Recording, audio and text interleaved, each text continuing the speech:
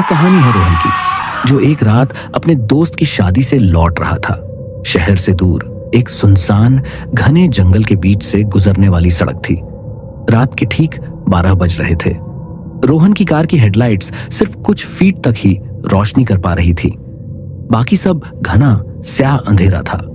उसने अपनी खिड़की का शीशा ऊपर कर लिया क्योंकि बाहर अजीब सी ठंडी हवा चल रही थी, जैसे कोई पास से गुजरा हो। अचानक उसकी कार के सामने की लाइट में उसने कुछ देखा। सड़क के ठीक बीचों बीच एक बूढ़ी औरत बैठी थी। उसकी पीठ रोहन की तरफ थी और उसके सफेद लंबे बाल बिखरे हुए थे। रोहन ने तुरंत ब्रेक लगाया। हे भगवान, ये औरत यहां क्या कर रही है? रोहन बुदबुदाया।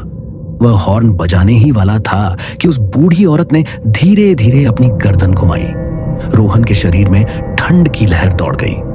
उसका चेहरा वह चेहरा नहीं था, वह खून से सना हुआ था।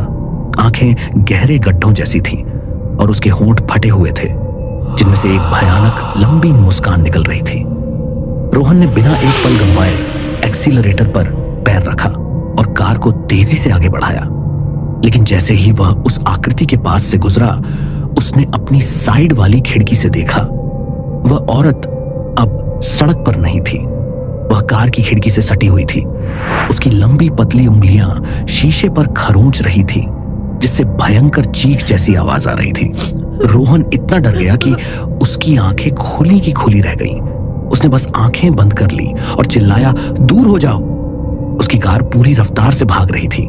कुछ मिनट बाद जब वह एक मोड़ पर पहुंचा तो उसने हिम्मत करके पीछे मुड़कर देखा। वह अब भी थी, मगर इस बार वह कार की पिछली सीट पर बैठी थी, रोहन के ठीक पीछे।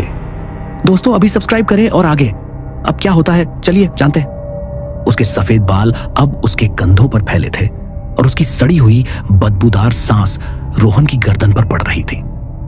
और तब उसने वह अंतिम भयानक फुसफुसाहट सुनी, तुम कहां जा रहे हो? रोहन के हाथ से स्टीयरिंग छूट गया। कार तेजी से जंगल की तरफ मुड़ी और एक पेड़ से जा टकराई। अगली सुबह पुलिस को दुर्घटनाग्रस्त कार मिली। रोहन का शव स्टीयरिंग व्हील पर झुका हुआ था।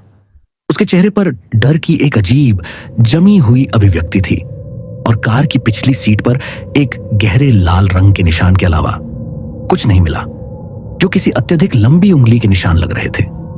आज भी जब उस सड़क से कोई गुजरता है तो वे कहते हैं कि आधी रात को टूटी हुई कार की हेडलाइट्स अचानक जल उठती है और एक चीख सुनाई देती है, जिसके बाद एक बूढ़ी औरत की भयानक लंबी हंसी गूंजती है।